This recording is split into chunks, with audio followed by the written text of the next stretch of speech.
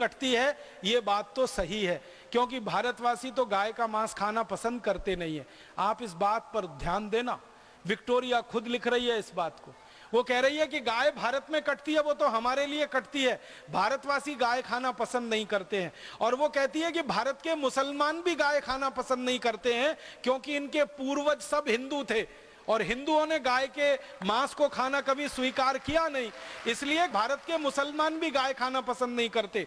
उस पत्र में एक एनेक्शर लगा हुआ है जिसमें एक वाक्य है। विक्टोरिया लैंसडाउन को लिख रही है कि मुझे जानकारी मिली है कि कभी किसी मुस्लिम भाई के घर में गलती से गाय का मांस आ गया और जिस बर्तन में वो रख गया और उस मुस्लिम भाई को पता चल गया कि ये गाय का मांस था, तो वो मुस्लिम परिवार उस बर्तन को हमेशा के लिए घर के बाहर फेंक देता है। वो मानते हैं कि ये गलती हुई है, ये भूल हुई है। तो विक्टोरिया लिख रही है पत्र में कि ना तो भारत के मुसलमान गाय का मांस खा रहे हैं, ना हिंदू खा सकते हैं, गाय कट रही है तो अंग्रेजों के लिए कट रही है।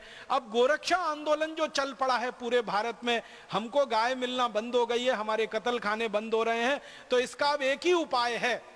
लैंसडाउन को वो कह रही है चिट्ठी में, इसका एक ही उपाय है। क्या उपाय है? लैंसडाउन को वो कह रही है, तुम ऐसा करो कि भारत के जो कत्ल खाने अंग्रेजों के लिए चल रहे हैं और मांस अंग्रेजों के लिए पैदा हो रहा है, इन कत्ल खानों में गाय का कत्ल करने के लिए मुसलमानों की भर्ती करो।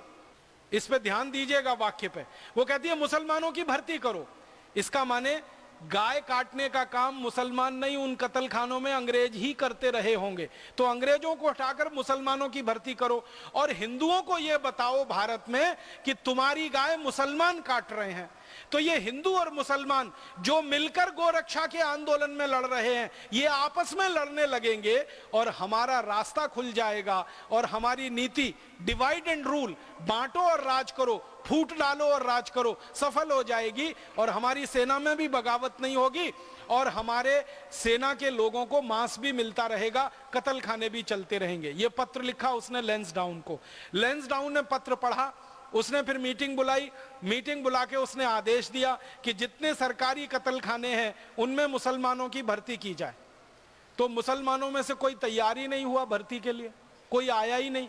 तो उन्होंने कहा कि ढूंढो कोई तो मुसलमानों में जाति समूह होगा जिसको हम इस काम में लगा सकें।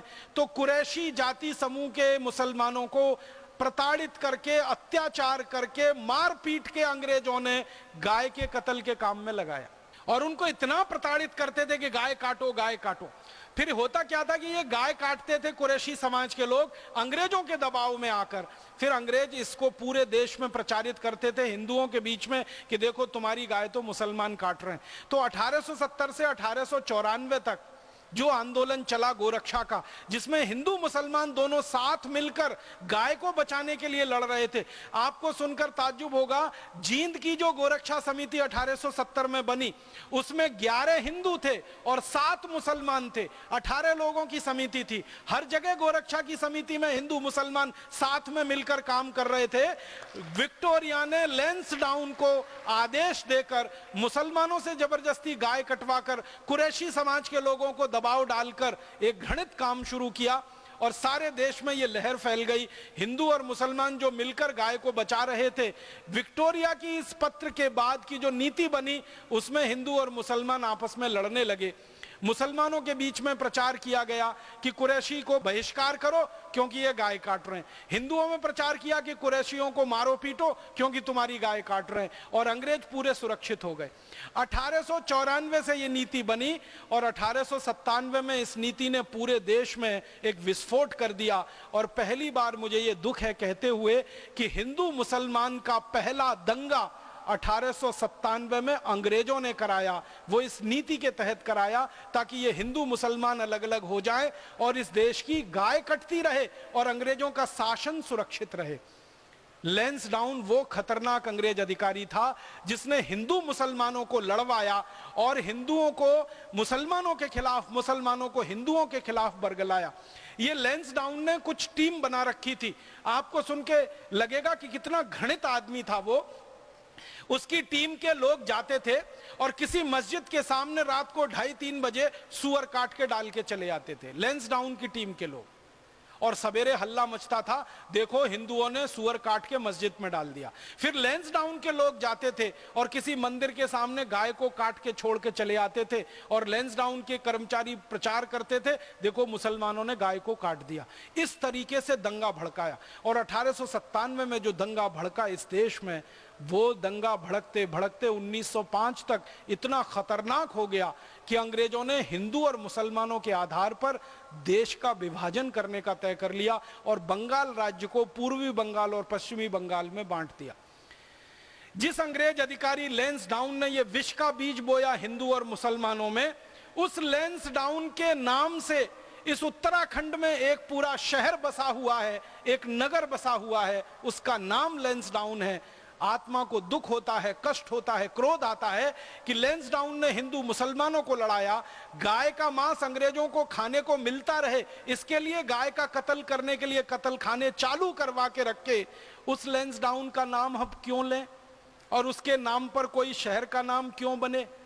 मैं अपील करना चाहता हूं लैंसडाउन की नगर पालिका से, लैंसडाउन की नगर परिषद से, मैं अपील करना चाहता हूं उत्तराखंड के सरकार के मुख्यमंत्री से, उत्तराखंड की सरकार से अपील करना चाहता हूं कि जितनी जल्दी हो ये लैंसडाउन नाम के कलंक को, इस पाप को उत्तराखंड से जितनी जल्दी मिटा दिया जाए उतना अच्छा है। ये उत्तराखंड देवभूमि है, ये उत्तराखंड ऋषियों की भूमि है, ये उत्तराखंड मुनियों की भूमि है। यहां बड़े बड़े मुनियों ने तपस्या की है, बड़े बड़े ऋषियों ने तपस्या की है। पवित्र भूमि है, अध्यात्म की भूमि, धर्म की भूमि।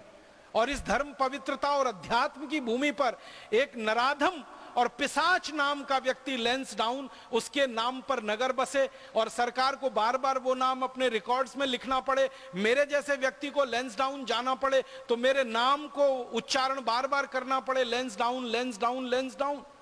अपमान की बात है, शर्म की बात है, ये गुलामी घोर है। इस गुलामी को भी खत्म करना है।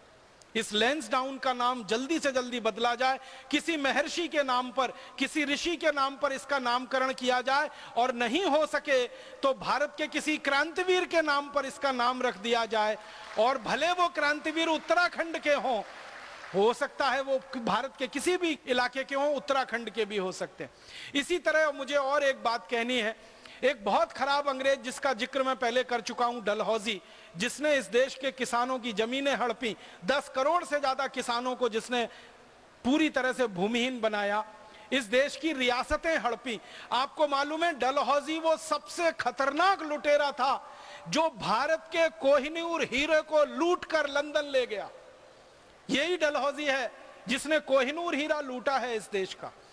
आपको मालूम है कोहिनूर हीरा भारत की संपत्ति है, दुनिया का सबसे बेशकीमती हीरा है वो।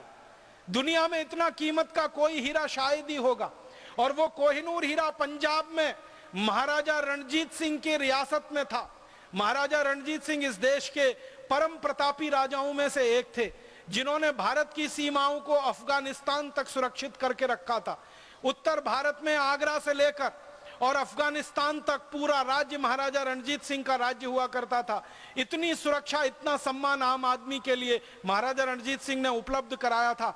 आपको एक हैरान करने वाली बात बताता हूं, हमारे देश में नहरों से सिंचाई की जा सकती है और नदियों को काटकर नहरें बनाई जा सकती हैं और उन नहरों से गांव के खेतों को सींचा जा सकता है। ये पूरी परिकल्पना और पूरी परियोजना महाराजा रणजीत सिंह ने शुरू कराई थी सबसे पहले इस देश में।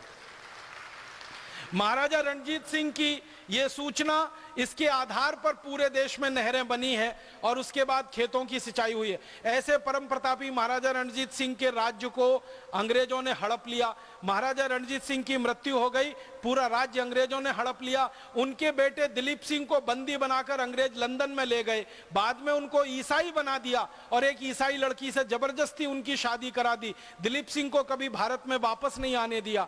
महाराजा रणजीत सिंह की धर्मपत्नी थी श्रीमती जिंदा कौर, उनको अंग्रेजों ने बंदी बनाकर बनारस में फिकवा दिया और दर दर की ठोकरें खाकर उनका आखिरी जीवन बीता। एक साम्राज्य की महारानी रही जिंदा कौर को जीवन के आखिरी दिन में एक एक रोटी मांगकर खानी पड़ी, बनारस की गलियों में भीख मांगनी पड़ी। यह अंग्रेजों ने किया और जिस अत्याचारी अंग्रेज ने यह काम किया उसका नाम डलहौजी। एक तरफ किसानों को बर्बाद किया, दूसरी तरफ कोहिनूर हीरा लूटा। उस डलहौजी के नाम पर इस भारत में हिमाचल प्रदेश के चंबा जिले में पूरा एक शहर बसा हुआ है और उसका नाम ही डलहौजी है। बहुत शर्म आती है, बहुत अफसोस होता है कि आजादी के 63 साल के बाद भी